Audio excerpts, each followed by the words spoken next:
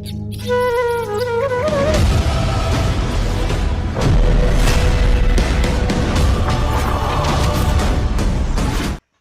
জনাইছোঁ মোৰ ৰাভা পোৱালি ইউটিউব চেনেললৈ আৰু মোৰ ফেচবুক পেজটোলৈ।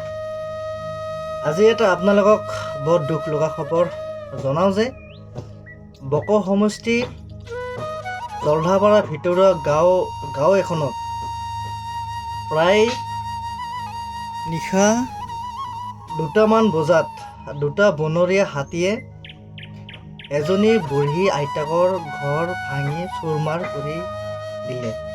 এই যে কেমেৰাৰ সন্মুখত আপোনালোকে দেখি আছে আইতাগৰাকী, তেখেতৰ ঘৰ আৰু বাকী কি হৈ আছে তো কেমেৰাত আপোনালোকক দেখাই আছোঁ। তো ভিডিঅ'টো স্কিপ নকৰাকৈ চাই থাকিব শেষলৈকে। আইতাগৰাকীক দেখিয়ে বেয়া লাগিছে আৰু কিমান দুখ মনে খোজকাঢ়ি আছে আৰু যিখিনি সমবায়ৰ চাউল পাইছিল চৰকাৰৰ চাউল পাইছিল সেইখিনিও বনৰীয়া হাতীয়ে খাই শেষ কৰিলে। মানে আধা খাইছে, আধা মাটিত পেলাইছে। এই যে বগা দেখিছে এইখিনি গোটেই চৰকাৰে দিয়া চাউল আছিলে। এতিয়া তো আপোনালোকে কমেণ্ট কৰি জনাব কি কৰিলে ভাল হয়।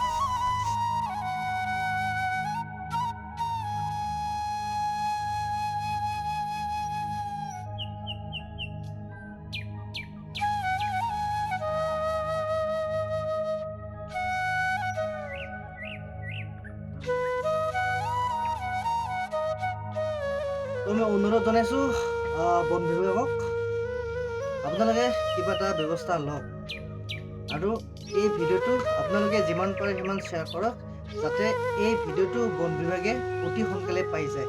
তো আপোনালোকে অলপ সহায় কৰক, কি কৰিলে ভাল হয় আৰু কমেণ্ট কৰি জনাব। নমস্কাৰ, জয় আই অসম।